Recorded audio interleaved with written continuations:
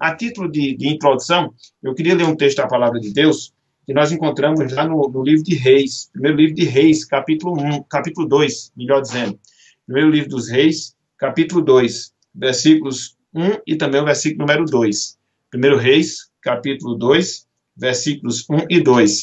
Abram, por favor, aí as suas Bíblias e fiquem com elas, porque a gente vai precisar em alguns momentos aqui da nossa transmissão. Diz o seguinte a palavra do Senhor. 1 Reis 2, versículos de 1 até o versículo número 2. Aproximando-se os dias da morte de Davi, deu ele, Davi, ordem a Salomão, seu filho, dizendo: Eu vou pelo caminho de todos os mortais. Coragem, pois, e ser homem. Coragem, pois, e ser homem. Que Deus ele nos abençoe e que ele aplique a sua santa palavra em nossos corações. Amém.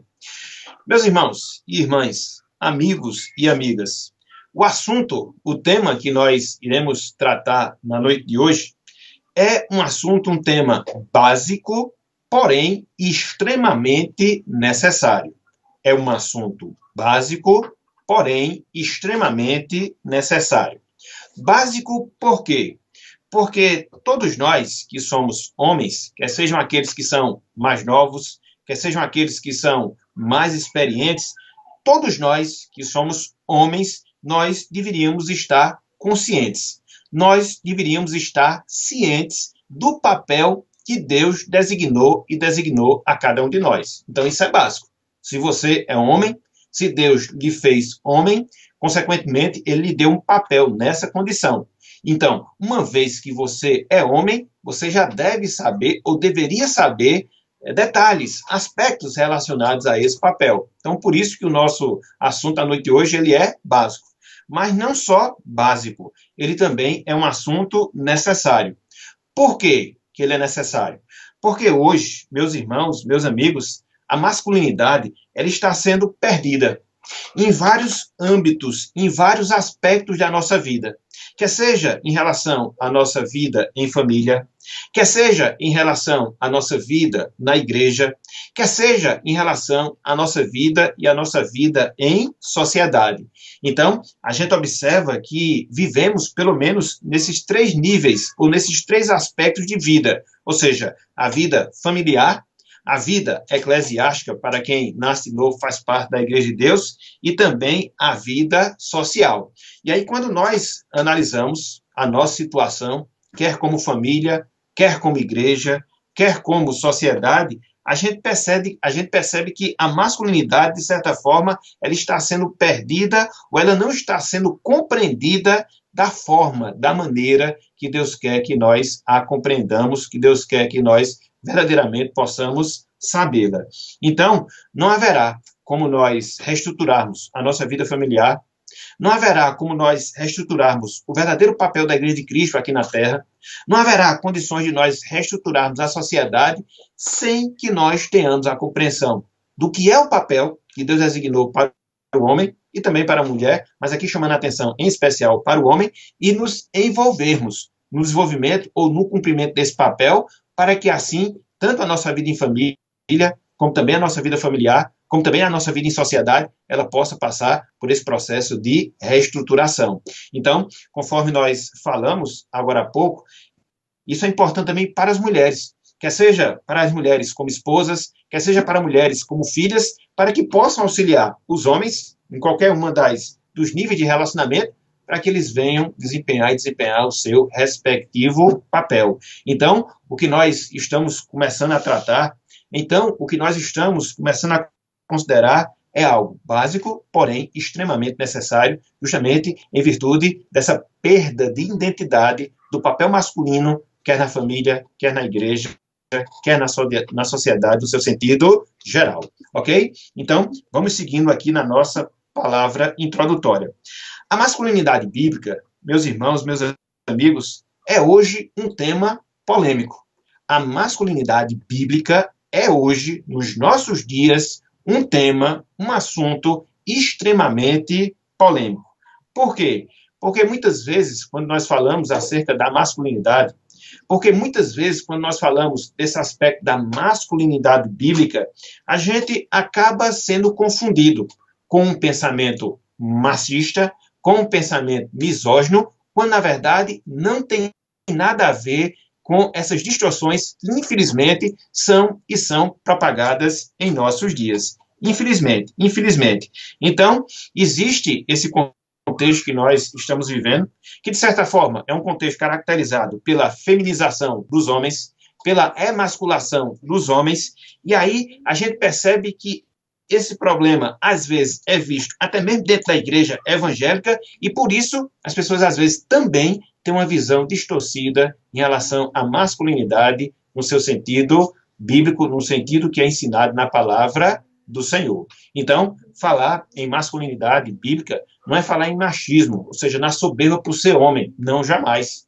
Falar em masculinidade bíblica não é ser misógino, ou seja, ter uma ojeriza, um ódio em relação às mulheres. Não, não, jamais. E é por isso, meus irmãos, é por isso, minhas irmãs, amigos e amigas, que a gente precisa se voltar para a palavra, para que assim nós possamos compreender esse tema à luz do que ela nos ensina, e assim podermos nos adequar à vontade do Senhor e assim harmonizar os nossos papéis, quer em família, quer em igreja, quer em relação à sociedade. Mas não só isso, meus irmãos, não só isso, meus amigos.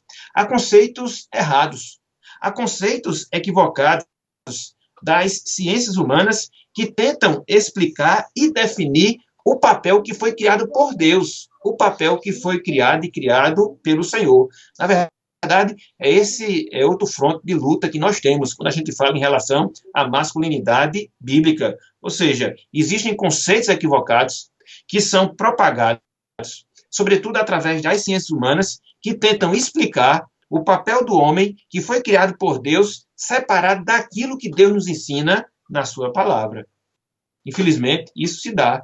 Infelizmente, isso acontece. E é justamente por causa disso que nós vemos, quer seja na antropologia, quer seja na sociologia, quer seja na psicologia, meios de tentar explicar o papel que foi designado por Deus para o homem desde a sua criação. Então, isso acaba caindo naquilo que nós chamamos de relativismo, e aí causa muito mais confusão do que direção. Então, por causa disso também, se faz necessário nós termos uma visão mais adequada acerca desse tema. Nesse texto que nós acabamos de ler, ou seja, 1 Reis, capítulo 2, melhor dizendo, versículos 1 e 2, nós vemos, meus irmãos, meus amigos, Davi, o rei Davi, dando as últimas instruções a Salomão, o seu filho, o seu sucessor no trono real, antes dele partir para a eternidade, antes dele morrer.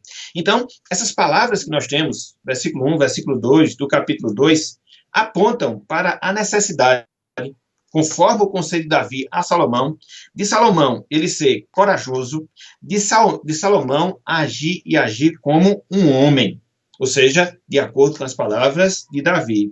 Então, quando Salomão ele estivesse à frente do trono da nação de Israel, ele deveria ser firme, ele deveria ter caráter. Esse é o cerne, vamos assim dizer, do conselho que Davi profere a seu filho Salomão aqui.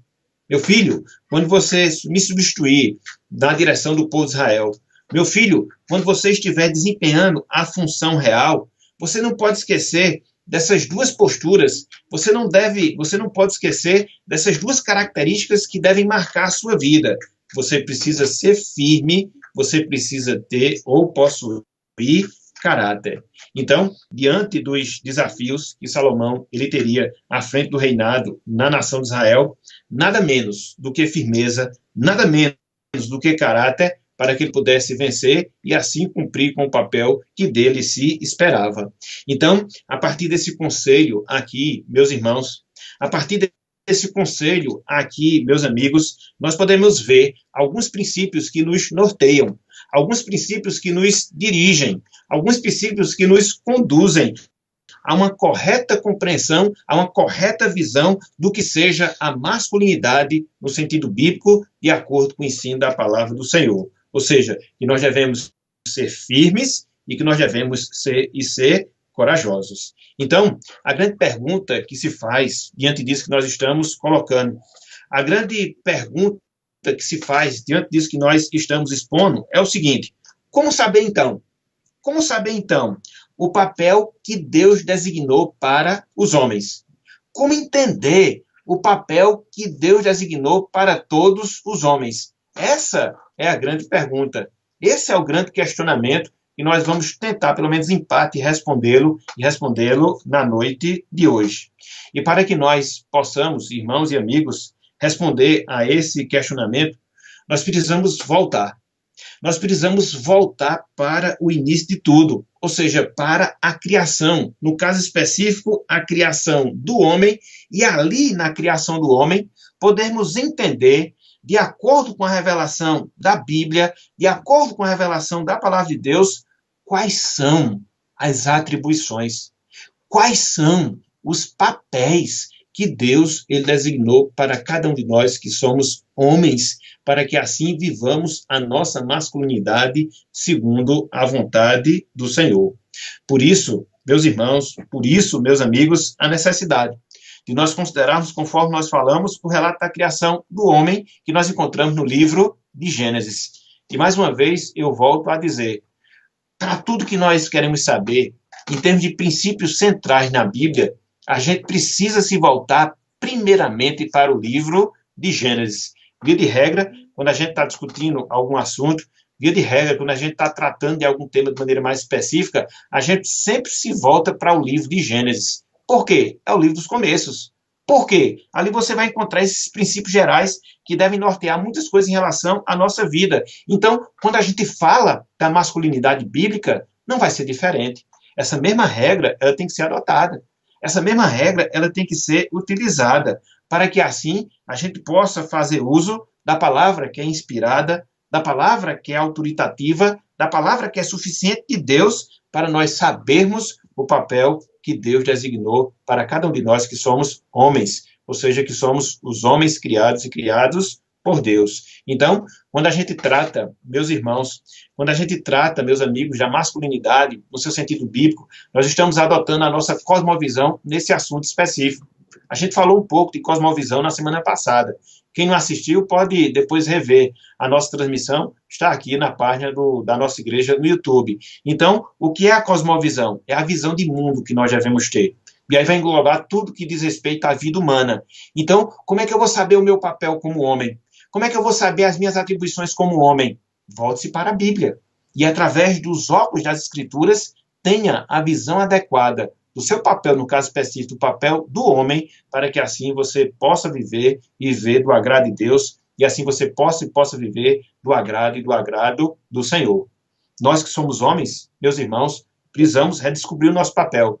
Se nós já estamos na condição de esposo, a gente precisa descobrir e aplicar dentro dos nossos relacionamentos, quer como pai, quer como esposo. Se ainda nós não temos família, estamos ainda nos desenvolvendo, precisamos saber do nosso papel como homens, para que assim nós possamos pautar a nossa vida seguindo as nossas atribuições. Se nós somos crianças, aí é que nós precisamos aprender, para que na medida que nós formos desenvolvendo, formando o nosso caráter, a gente possa formá-lo dentro da visão adequada. A definição de masculinidade bíblica. O que é ser um homem, biblicamente falando?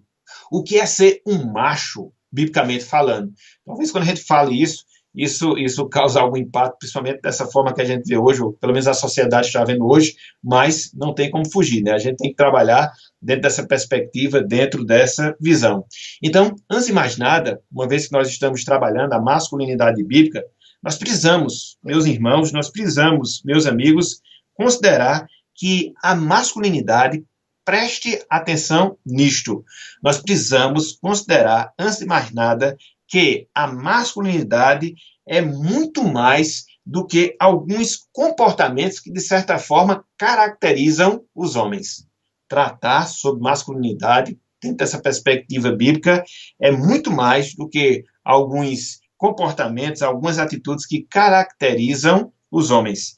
Podemos pensar que ser macho, no sentido bíblico, é gostar de futebol. Podemos pensar que ser macho, no sentido bíblico, é gostar de carros e de coisas que, de certa forma, fazem parte do universo masculino. Não é apenas isso. Na verdade, isso é um pequeno aspecto do todo daquilo que nós aprendemos na palavra de Deus. Infelizmente, a mídia, sobretudo as mídias que nós temos hoje, ela é muito eficaz nesse sentido, criando estereótipos de uma falsa masculinidade, o que acaba confundindo as pessoas quando a gente trata acerca desse tema. E, infelizmente, essa visão equivocada acaba não fazendo a justiça a esse tema de acordo com aquilo que nós aprendemos na palavra de Deus. Não. Quando a gente olha para a palavra de Deus, quando a gente se volta para as Escrituras Sagradas, a gente percebe, meus irmãos, a gente percebe, meus amigos, que a masculinidade, ela é e ela envolve, acima de tudo, caráter. Ser homem é ter caráter. Ser homem é viver em caráter. Ser homem é ter integridade na vida. Os irmãos que nos acompanham, talvez alguns deles, principalmente aqueles que têm uma certa experiência, já passaram aí pelos seus 50, pelos seus 60 anos, com certeza já ouviram dos seus pais a seguinte frase: meu filho, seja homem. Meu filho, seja homem. Quem aqui já não ouviu? Quem aqui já não escutou?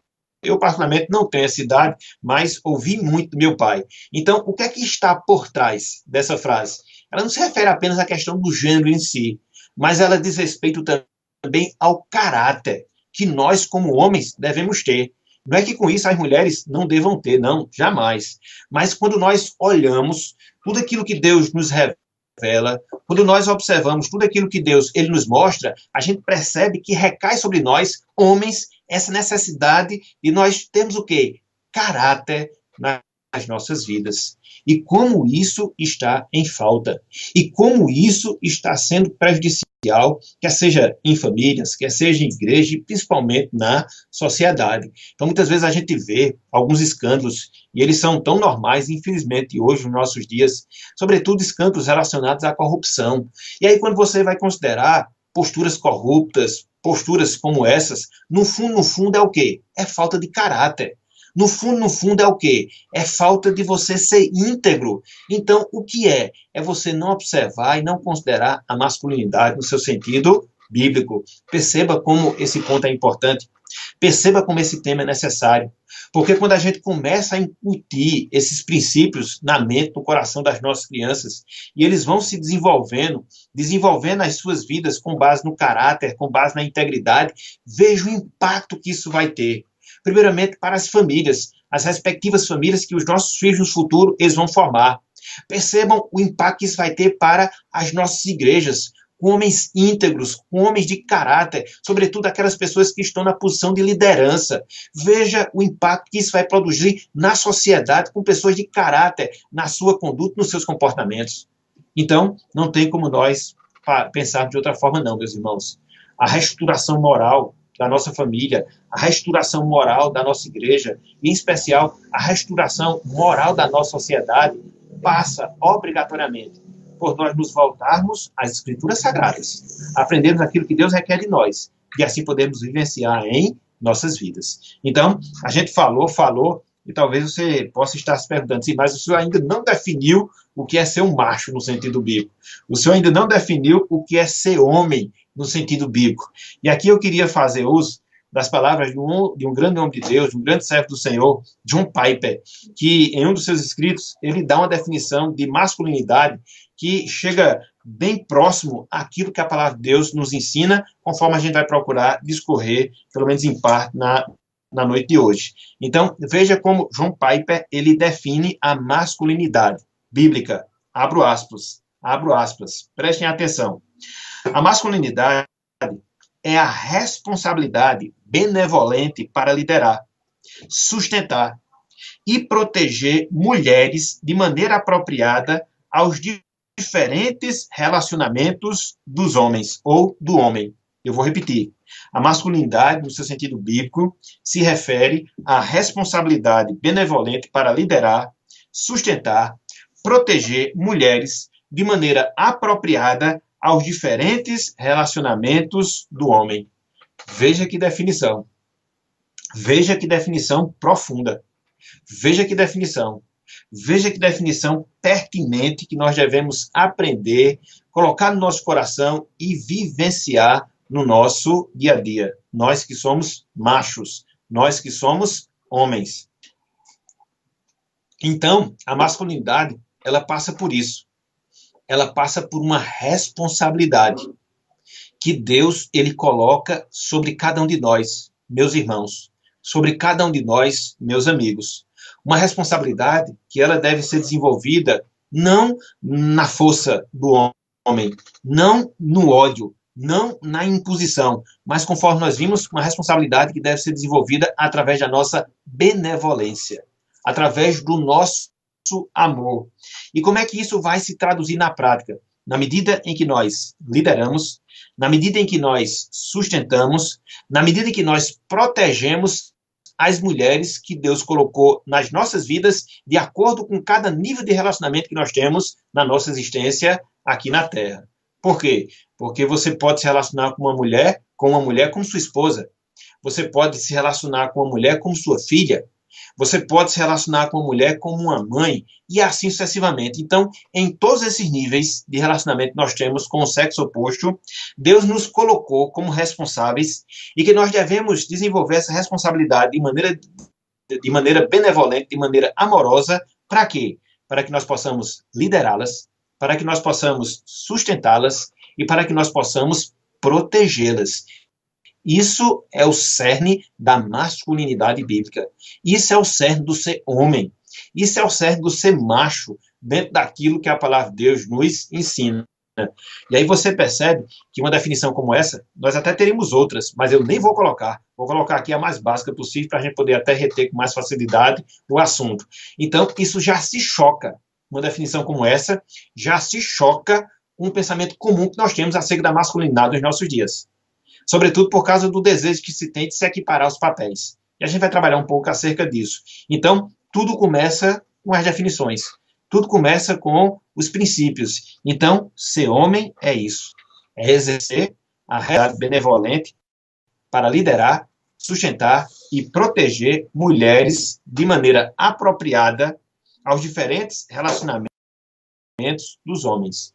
Então, eu sempre gosto de dizer que o papel do homem ele é dividido em um tripé, né, em 3 aspectos, que são os aspectos basilares, os aspectos básicos. Então, nós como homens devemos fazer o quê? Devemos fazer o quê? Suster e prover. Nós como homens devemos proteger as nossas mulheres nos mais diferentes níveis de relacionamento com cada um de nós. Então, dentro dessa perspectiva, a gente vai ver isso baseado na palavra, a masculinidade é isso.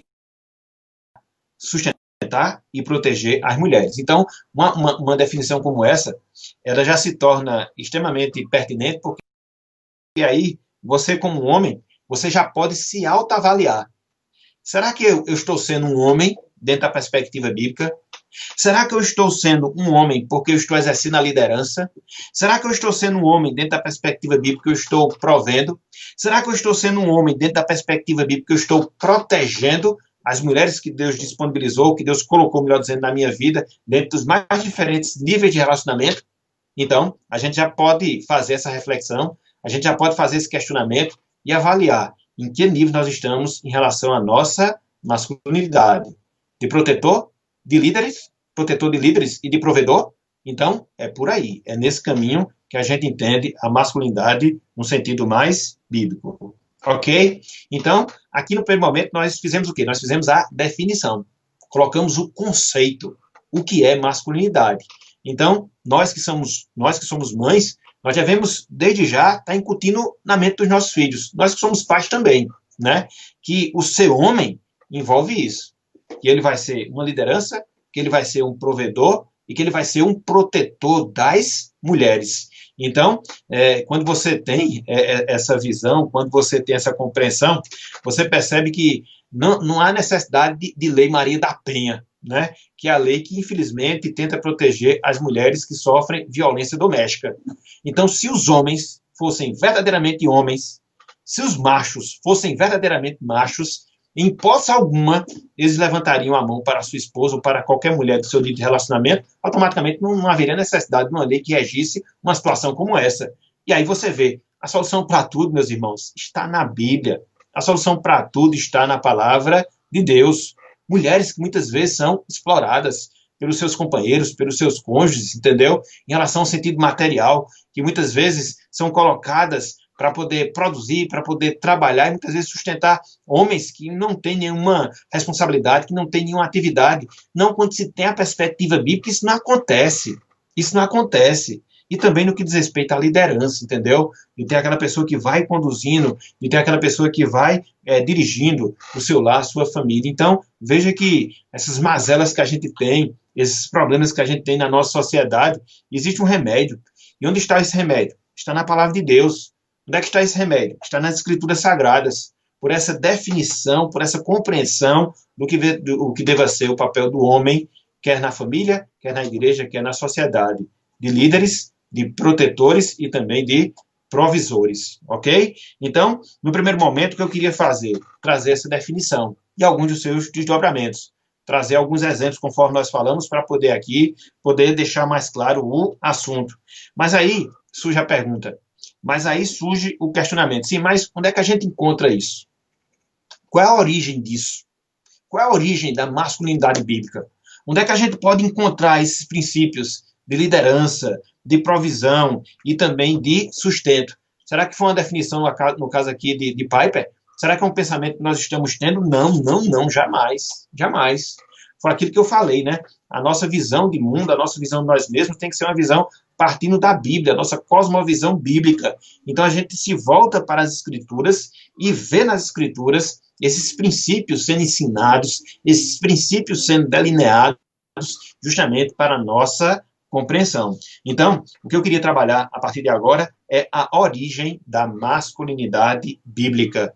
A origem da masculinidade bíblica.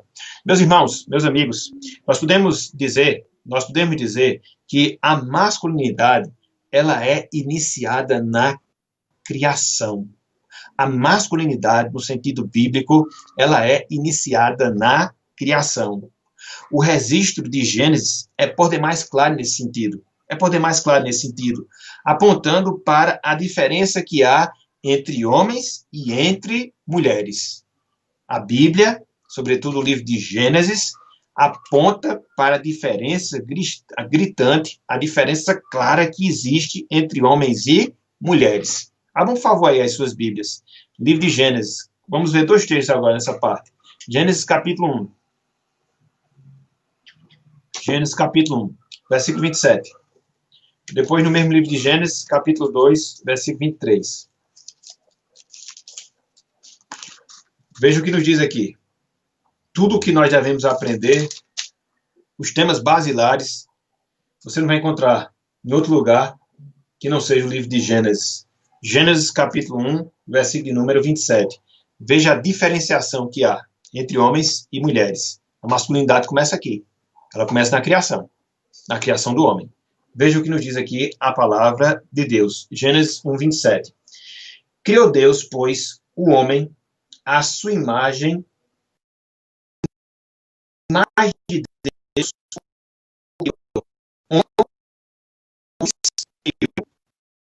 Mais adiante, Gênesis 2, versículo 23. Gênesis 2, versículo 23. Diz o seguinte, a palavra de Deus. E disse o homem, esta, afinal, é osso dos meus ossos e carne da minha carne. Chamar-se-á varoa, porquanto do varão foi tomada. Varoa, porquanto do varão foi formada. As palavras, meus irmãos e amigos, homem e mulher, bem como as palavras varão e varoa, que você vê em Gênesis 1, 27, que você vê em Gênesis 2, 23, elas correspondem, literalmente falando, às palavras macho e fêmea. Então, se a gente pudesse fazer uma tradução bem literal, tanto em Gênesis 1, 27, como também em Gênesis 2, 23, pelas palavras homens, a gente podia botar macho. Pela palavra mulher, a gente podia botar fêmea. Não teria nenhum problema. Só que há um detalhe que eu queria chamar a atenção e que é por demais importante para a gente poder entender a criação do homem e a diferenciação em relação à mulher. Então, especificamente falando, lá em Gênesis capítulo 1, versículo 27, a palavra homem, no seu sentido original, ou seja, no hebraico, tem a ver com a anatomia que caracteriza o corpo humano. É a palavra zakar, como a gente fala no hebraico. Então, você perceba que a questão do homem, quando Deus o nomeou lá em Gênesis, não foi uma nomeação aleatória, não foi uma nomeação por acaso, mas que o homem, Deus, melhor dizendo, viu o homem e percebeu, até porque foi ele o criador, né? Essa diferenciação anatômica, e a gente sabe, referindo-se aqui ao órgão genital feminino, e a partir dessa diferenciação anatômica, ele chega e nomeia e diz para aquela criatura que ele havia feito que ele era homem, diferentemente da mulher. Já a palavra varão, que nós temos lá em Gênesis, capítulo 2, versículo 23, traduzido na nossa língua, melhor dizendo, né, pela palavra varão, a palavra ish, né, da língua hebraica, que diz respeito àquele que é dotado de masculinidade. É diferente da palavra ishá, mulher, que diz respeito àquela que é dotada de feminilidade. Então, perceba que existe uma diferença, inclusive no significado original dessas palavras. Quer seja na palavra homem, apontando para a questão anatômica, quer seja para a palavra varão, varoa, ishi, ishá, que a gente observa ali, apontando para a condição de homem e de mulher de cada um dos dois. E o que é que isso nos ensina, meus irmãos? O que é que isso nos ensina, meus amigos? Que os sexos, masculino e feminino, eles são definidos, de acordo com a revelação da palavra de Deus, por questões anatômicas, por questões físicas, por questões genéticas. E essas diferenças que nós encontramos, homem e mulher, da criação, elas vão prosseguir por toda a história humana, por toda a história da humanidade. E aí, quando você consegue perceber e entender esse aspecto, você naturalmente chegará à conclusão que essa questão tão debatida, infelizmente, nos nossos dias, de ideologia de gênero, que é, infelizmente, tão propagada em nossos dias, que defende a definição de homem, que defende a definição de mulher, a partir da construção da sociedade, a partir da compreensão de cada um, é mentira, é um equívoco, é um erro, é um engano. Não. Porque quando você olha para a palavra, quando você se volta para as escrituras, a definição do que seja homem, a definição do que seja mulher, de acordo com a criação, de acordo com a conclusão e a afirmação que Deus faz, são por critérios anatômicos, biológicos, genéticos. Não é por uma construção mental, quer ser da sociedade, quer ser da pessoa em si. Então, todas essas mudanças que nós estamos observando, infelizmente, mudanças que nós estamos observando no nosso dia a dia, é um resultado do afastamento da palavra do Senhor. É um resultado do afastamento das escrituras sagradas. Por isso que a gente deve, quando trata desse assunto, sempre se reportar primeiramente para as escrituras. Não são para as ciências humanas, por mais que elas venham ser importantes em si, em algum momento, em algum grau, quer seja a psicologia, quer seja a sociologia, quer seja a antropologia, elas têm o seu aspecto positivo. Mas, nessa definição do papel do homem, se não for sujeita àquilo que a palavra de Deus nos ensina, vai perder e perde, com certeza, o seu valor, a sua importância. Então, a gente precisa considerar, conforme nós estamos vendo, a partir do ensinamento da palavra, a partir do ensinamento das escrituras sagradas. Mas dentro desse item, em relação a essa definição dos sexos que nós vemos, a partir de questões anatômicas, conforme Deus nos revela na sua palavra, é preciso destacar, meus irmãos, é preciso destacar, meus amigos, dois aspectos extremamente importantes, relacionados à criação do homem, relacionados à criação da mulher. Para quê? Para que a gente não venha cair no machismo, que é errado e não tem base bíblica, para que a gente não venha cair na misoginia, que também é errada e não tem base bíblica. Então, quais são esses dois aspectos que nós queríamos aqui colocar para a gente pensar sobre essas coisas? Em primeiro lugar, meus irmãos, meus amigos, homens e mulheres, eles são iguais em valor e em dignidade. Por isso, eles foram feitos à imagem e semelhança de Deus. Homens e mulheres, eles foram criados em igualdade de valor, em igualdade de dignidade. Por isso, eles foram feitos à imagem e semelhança de Deus. Então, em termos inerentes, em termos naturais, nós que somos homens, somos melhores que as mulheres? Não, em absoluto. O contrário também é verdade. As mulheres, elas não são melhores do que o homem. A gente até vê muito isso hoje, né? Naquilo que se chama de empoderamento feminino. Para que isso, gente? Isso não existe na Bíblia. Para que isso? Isso não é ensinado na palavra do Senhor. Nós somos feitos iguais, homens e mulheres, iguais em valor, iguais em dignidade, e por isso que tanto os homens como também as mulheres, eles foram feitos à imagem e semelhança de Deus, à imagem e semelhança do seu Criador. Lá em Gênesis, capítulo 27, é esse o registro que a gente observa. Criou Deus, pois, o homem à sua imagem, a imagem de Deus os criou, e aí o autor sagrado conclui, homem e mulher os criou como? A imagem e semelhança de Deus. Então, nós somos iguais, homens e mulheres. Nós somos iguais porque nós temos a mesma estrutura de corpo. Nós somos formados de um corpo e também de alma, né? Somos compostos de um corpo e também de uma alma. Nós somos iguais porque nós temos funções. Deus colocou responsabilidades para mim, que sou homem, e também para as mulheres, para os homens e para as mulheres. Nós somos iguais porque nós temos essa capacidade de socialização, de comunhão. Nos relacionamos com Deus, nos relacionamos com o próximo. Então, tanto os homens como as mulheres são dotados dessas características. Então, eles são iguais em valor. Eles são iguais em dignidade. Não existe diferença, não existe diferenciação nesse aspecto. Por outro lado, meus irmãos, por outro lado, meus amigos, homens e mulheres, eles são diferentes em papéis. Então, é uma distinção que parece ser insignificante, mas ela é extremamente importante. Nós somos iguais em valor e dignidade, porém nós somos diferentes em papéis e em funções. Quem? Homens e mulheres. Homens e mulheres. Daí, onde nós observamos a definição de masculinidade, dentro do papel que Deus comissionou e comissionou a cada um de nós. Lá em Gênesis, capítulo 2, versículo 8, nós percebemos que a mulher, ela iria desempenhar uma função diferente do homem, porém, uma função que iria complementar o homem. Abram aí, por favor. Gênesis, capítulo 2, versículo 18. Gênesis, capítulo 2, versículo 18. Diz o seguinte, a palavra de Deus. Gênesis 2, versículo 18. Disse mais o Senhor Deus, não é bom que o homem esteja só. Far-lhe-ei uma auxiliadora que lhe seja idônea. A palavra aqui, idônea, significa correspondente. Então, a mulher, ela corresponde ao homem. A mulher, ela se encaixa ao homem. E assim vice-versa. Então, veja que existem papéis diferentes. É por isso que naquela definição que nós colocamos ali no início, ao homem cabe o papel de liderar, de prover, de sustentar. Então, a liderança a gente vê isso. Deus delegou, Deus comissionou, Deus ele comissionou esse papel de liderança para o homem, e esse homem ele vai desempenhar esse papel de liderança auxiliado por quem? Auxiliado pela mulher. Isso você vê aonde? Lá em Gênesis. E aí você observa que o homem tem essa carência, o homem tem essa necessidade de uma auxiliadora. É por isso que a gente não vive a gente não se acostuma com a solidão, né?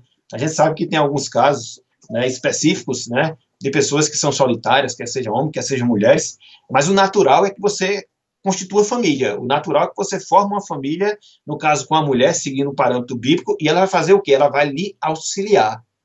Então, Deus, ele comissionou o homem para que ele pudesse exercer papel de liderança, mas o homem não é completo no exercício desse papel. Ele vai precisar de uma auxiliadora, de uma ajudadora. E não é qualquer auxiliadora, não é qualquer ajudadora, mas alguém que lhe seja correspondente, ou seja, idôneo.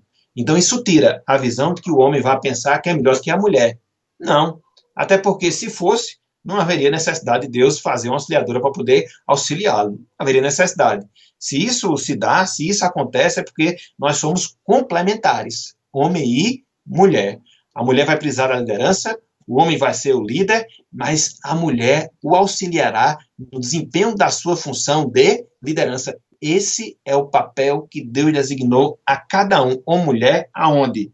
No Gênesis. Em Gênesis, melhor dizendo. Então, veja, homem e mulher, eles são iguais? Sim, em dignidade e valor. Foram feitos à imagem e semelhança de Deus. Homem e mulher, eles são diferentes? Sim, no desempenho do papel de cada um deles. O homem exercendo o papel de liderança, a mulher exercendo o papel de auxiliadora. A gente sabe que, na prática, existem determinadas situações onde a mulher vai ter que liderar. Sobretudo quando elas se tornam viúvas, sobretudo quando muitas vezes elas são mães solteiras, sobretudo muitas vezes quando, em razão das circunstâncias, vai caber a ela o papel de estar ali à frente dos seus filhos, na manutenção, na condição do seu lar. São as exceções. Mas a regra vai ser essa. Os homens seguindo o papel da liderança, e as mulheres como suas auxiliadoras, como suas ajudadoras. E aí você vê essa questão do homem sendo justamente esse que vai liderar, que vai proteger e também que vai prover para as mulheres. E aí você pode perguntar, mas qual é a base disso? Qual é a base, qual é a fundamentação de que os homens serão líderes e que eles exercem essa função de cabeça dentro das suas famílias, dentro dos seus respectivos lares? Sim, meus irmãos. Se você olha aqui o registro de Gênesis, você vai chegar facilmente à conclusão de que isso é um fato. Por exemplo, quem é que foi colocado primeiro no Jardim do Éden? Foi o homem ou foi a mulher? Quando você se volta para Gênesis 2,15, você vai ver que foi o homem.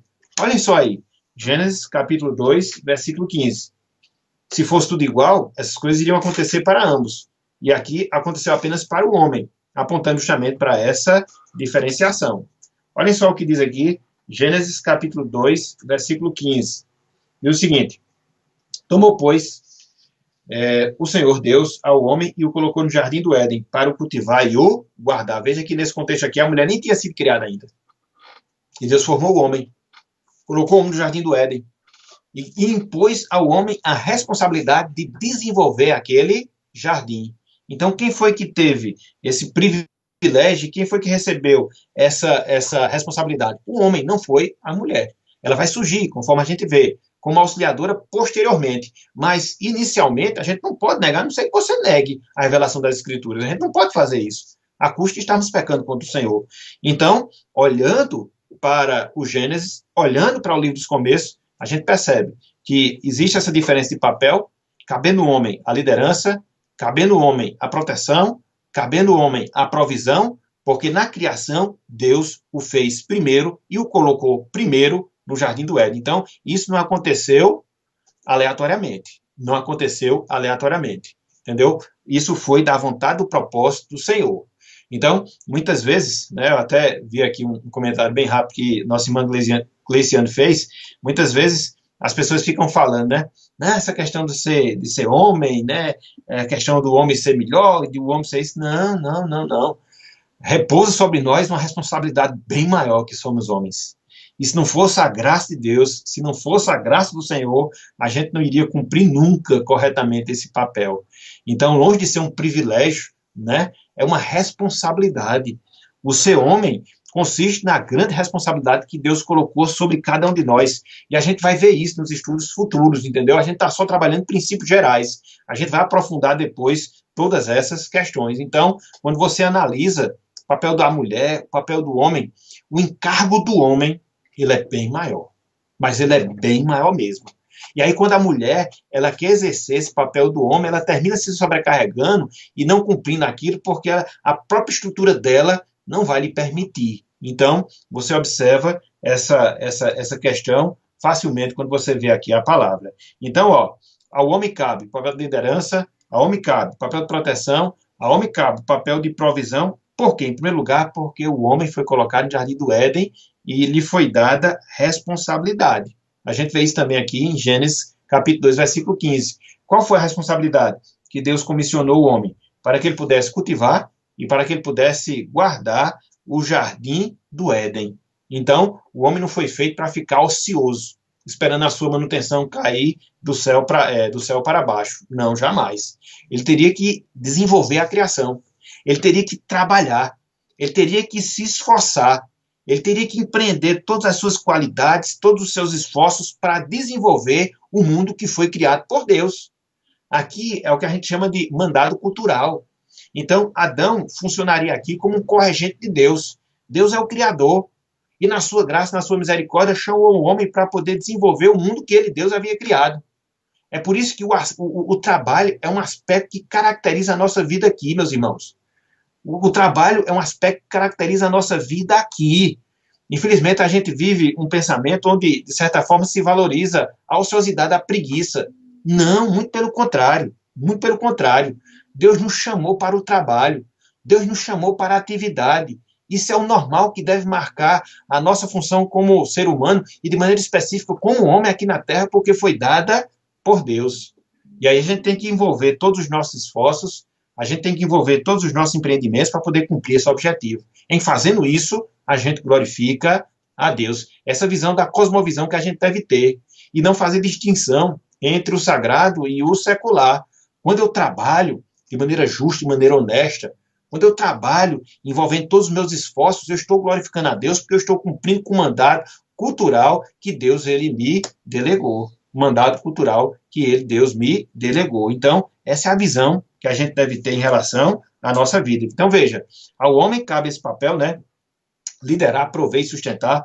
Desculpa, de liderar, proteger e também de sustentar, porque, em primeiro lugar, ele foi criado e colocado no Jardim do Éden. E ao ser colocado no Jardim do Éden, foi o que aconteceu? Ele deveria cultivar e guardar, ou seja, desenvolver aquele jardim, aquele mundo. E, em terceiro lugar, que mostra essa diferenciação e porque ao homem cabe esse papel de liderar. Porque foi atribuído ao homem a responsabilidade de nomear a mulher. Veja o que diz Gênesis capítulo 2, versículos 19 a 20. Tudo aqui em Gênesis. A gente não está saindo do livro de Gênesis, porque aqui é o livro dos começos, entendeu? A mulher vem depois, o homem tem essa responsabilidade dada por Deus de nomear sua esposa. Então, trabalhar em termos iguais, quando eu falo iguais no sentido de papel, não, os papéis são diferentes. Em valor e dignidade são iguais. Agora, em papéis são diferentes, entendeu? E você vê isso através da revelação. Olha só, Gênesis 2, versículos 19 e também o versículo 20. Olhem só o que nós temos aqui, a palavra de Deus. Havendo, pois, o Senhor Deus formado da terra todos os animais do campo e todas as aves dos céus, trouxe-os ao homem, para ver como este lhe chamaria. E o nome que o homem desse a todos os seres viventes, esse seria o nome deles. Versículo 20. Deu nome o homem a todos os animais domésticos, às aves dos céus, a todos os animais selváticos. Para o homem, todavia, não se achava uma auxiliadora que lhe fosse idônea. Então, veja, Deus dá aqui a responsabilidade do homem nomear os animais. E até aqui não existia nem a mulher, ela vai ser criada depois. Então, não há uma diferença. Não há uma distinção, com certeza. Aí, quando você adianta, versículo 22 e versículo 23, você vai ver isso. O homem recebendo a autoridade não só de dar nome aos animais, mas também da sua auxiliadora, da sua esposa, da sua mulher. E a costela que o Senhor Deus tomara ao homem, transformou numa mulher e lhe a trouxe. E disse o homem, este afinal é osso dos meus ossos e carne da minha carne, chamar-se-á varoa, porquanto do varão foi formado. Então, ao homem foi dado esse papel de liderança, de proteção, de provisão. Por quê? Por causa dessas distinções que você observa entre ele e a mulher. Foi criado primeiro, foi colocado no Jardim do Éden, foi colocada a responsabilidade de desenvolver o Jardim do Éden, e a ele coube a responsabilidade de nomear até mesmo a sua própria mulher. Talvez a gente veja nisso algo sem importância, algo sem significado, mas não, meus irmãos. Muito pelo contrário. No mundo antigo, que foi o mundo onde se desenvolveu a revelação de Deus, quando alguém detinha a autoridade de nomear alguém ou alguma coisa, isso significava que a ele foi dada uma responsabilidade maior. Vocês se lembram da história lá de Nabucodonosor, quando ele renomeou os judeus que foram levados para a Babilônia, exilados lá de Jerusalém. E eles receberam novos nomes. Então, naquele fato de eles terem recebido os novos nomes do rei, mostrava que o rei tinha autoridade sobre eles. Então, no mundo antigo, no mundo bíblico, no mundo do Antigo Testamento, ter essa prerrogativa de nomear significava ter autoridade, liderança, exercer essa posição de primazia. Então, quando você transfere esse princípio para a questão do homem e da mulher, você compreende facilmente esse fato, essa realidade, entendeu? Então, homens e mulheres são iguais? Sim, foram feitos à imagem e semelhança de Deus. Homens e mulheres são iguais? Sim, em dignidade e valor.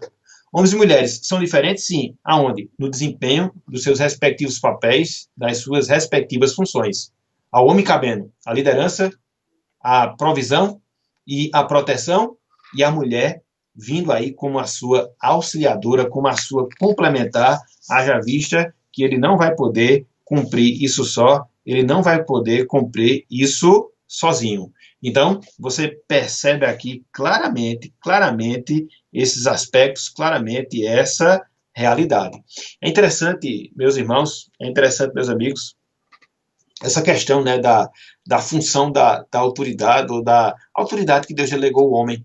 Quando você vai para as Escrituras Sagradas, principalmente no livro de Gênesis, conforme nós estamos destacando aqui, você percebe que isso fica muito claro, mas isso fica muito claro mesmo. Pelas razões que a gente já colocou aqui, né, pelas razões que a gente já colocou aqui, e isso aconteceu não só antes da queda, que é o fato aqui do relato de Gênesis, mas também depois da queda. A gente sabe da história, né, dos começos, Gênesis capítulo 3, a mulher seduzida por Satanás, come do fruto do conhecimento do bem e do mal, fruto proibido, dá ao seu marido, ele também come, e ambos pecam. E aí você vai ver, quando Deus ele vai pedir contas acerca desse fato que havia acontecido, ou seja, a introdução do pecado, a quem que Deus pede conta? À mulher ou ao homem? Se você vê lá em Gênesis capítulo 3, versículo 9, você vai ver que ele vai pedir contas ao homem. Por quê? O homem estava na responsabilidade não só dos seus atos, mas o homem também estava na responsabilidade dos atos da sua própria mulher. Olha só o que diz aí Gênesis capítulo 3, versículo 9. Olhem só. E chamou o Senhor Deus ao homem e lhe perguntou, onde estás? Veja que Deus não chamou a mulher, Deus chamou o homem. Veja que Deus vai responsabilizar o homem, não só pelos seus próprios atos, mas também pelos atos da mulher. Então, é assim a ordem da criação. Somos responsáveis, e continuamente responsáveis, pelas nossas mulheres, respectivamente pelos nossos filhos. Vejam o encargo que nós temos sobre nós. E aí, quando você analisa essa questão mesmo de Gênesis, um pouco antes, Gênesis capítulo 3, versículo 1, quando a Satanás ele vai tentar o primeiro casal, ele não vai procurar tentar primeiramente o homem, ele procura para dialogar primeiramente a mulher. Para quê? Para ferir esse princípio de autoridade que o homem tinha sobre a sua esposa. Ele acaba conseguindo êxito, ele acaba conseguindo sucesso. Então, esses versículos, meus irmãos, esses versículos, minhas irmãs, eles servem justamente isso, para mostrar a função de autoridade que marca o papel do homem, da masculinidade, quando vista dentro da perspectiva bíblica. Somos diferentes? Sim, em papéis, mas nós somos iguais em valor. Então, eu queria, até pela questão da hora, pelo menos tratar aqui esses aspectos iniciais, mostrando nessa nossa palavra, e aqui eu posso até abrir espaço, né, para os irmãos através do chat, fazer alguma observação, algum comentário, alguma pergunta, mas eu queria fechar essa palavra introdutória, essa palavra geral, em relação à questão da masculinidade, chamando justamente a nossa atenção. Chamando justamente a atenção que nós devemos dar para esse assunto. Todos nós, irmãos e irmãs, todos nós, amigos e amigas. Não é fácil. O que a gente lida aqui são com princípios de Deus, com princípios divinos que foram instituídos desde a criação do homem. E a gente não pode fugir desses princípios, a não ser que nós caiamos em pecado. Então, o que é ser macho dentro da perspectiva bíblica? O que é ser macho dentro da visão de Deus é, conforme Piper falou, a responsabilidade benevolente para liderar, sustentar e proteger mulheres de maneira apropriada aos diferentes relacionamentos do homem. E a gente vê isso baseado aonde? Em Gênesis. Em Gênesis, desde a criação, onde Deus forma o homem e mulher de maneira distinta, até mesmo pela sua própria autonomia, onde Deus forma homem e mulher, de maneira igual, na sua dignidade, no seu valor, mas Deus forma homem e mulher diferentes nos seus papéis, cabendo o homem a liderança, a provisão e a proteção, por todas as razões, por todos os motivos que nós falamos na noite de hoje, todos eles baseados ali no livro de Gênesis. Então, por hoje, seria essa visão geral. Teríamos outras coisas para falar, mas não vai dar tempo. Seria essa visão geral que nós queríamos dar aos irmãos em relação à masculinidade bíblica. Há outras coisas, né, que nós iremos considerar, mas se Deus assim permitir, somente no próximo sábado. No próximo sábado, eu queria que nós víssemos de maneira mais detalhada o perfil da masculinidade bíblica. Ser homem na prática é o quê? Ser homem na prática é possuir quais características? Ser homem na prática é possuir quais qualidades? é o que a gente vai ver, se Deus assim permitir, no próximo sábado. Ok, meus irmãos? Ok? E aí nós apelamos aos irmãos, aqueles que gostaram aí dessa transmissão, desse estudo introdutório geral, dê aí o seu joinha. Caso não tenha gostado, dê também o seu dislike, faça seu comentário para que a gente possa melhorar e melhorar ainda mais as nossas exposições. Ok? Bem, em relação ao que nós expusemos, em relação ao que nós colocamos, eu não sei se houve alguma dúvida, alguma pergunta, algum complemento, pelo menos por aqui no nosso chat, não chegou, né? Espero que os irmãos tenham entendido. Caso surja alguma outra pergunta, os irmãos nos procuram, seja pela internet, no caso específico pelo WhatsApp, para que assim a gente possa estar tirando essas dúvidas com os irmãos. E lembrando que essa primeira parte do nosso estudo, a gente tem esse material pronto, entendeu? Então, quem também quiser, coloca aqui a solicitação nos comentários, se possível, o seu e-mail, para que a gente possa enviar pelo e-mail, se possível, o seu número de WhatsApp, para que a gente possa mandar também pelo WhatsApp, entendeu? Então, fica aí para que vocês, caso queiram o material, essa visão geral que nós demos, para que vocês também possam ter acesso. Ok, gente? Pois bem, então, já são 8 horas e 42 minutos, né? A gente estava com a previsão de acabar exatamente 8h30, 8h35. Espero que os irmãos tenham gostado, que os amigos tenham gostado dessa visão geral acerca da masculinidade bíblica. Sábado que vem, se Deus quiser, a gente vai trabalhar mais, né? Hoje foi essa definição, sábado que vem o perfil. Então, o que é que se espera de um homem bíblico? Quais são as suas características? Quais são as suas qualidades? Quais são as coisas que a gente deve ter em termos de postura para dizer assim, somos homem mesmo, ou não, entendeu? Temos que melhorar. Isso é importante, né? Muitas vezes você tem aquelas jovens que querem casar, e esse negócio de ser homem hoje é algo que está meio que em extinção, viu? Eu tenho até medo, porque o negócio hoje está complicado, entendeu? Então, a gente precisa averiguar bem direitinho, né?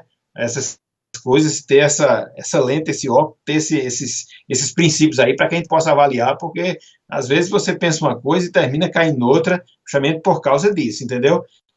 Então, temos que ter essa visão, né, mais específica, esse critério, né, para a gente poder adotar na nossa vida, porque às vezes o sujeito diz que é homem, mas pela lente das escrituras, às vezes não está correspondendo. Então, a gente precisa trabalhar isso, e como a gente precisa. E nós que somos salvos em Cristo Jesus, mais ainda, porque nós temos não só a revelação da palavra, mas também nós temos o próprio Espírito Santo habitando dentro de nós, e aí nós temos essa responsabilidade, com certeza, mais ampliada. Meus irmãos, meus amigos, que Deus nos abençoe. Até amanhã, se ele assim nos permitir. Uma boa noite a todos.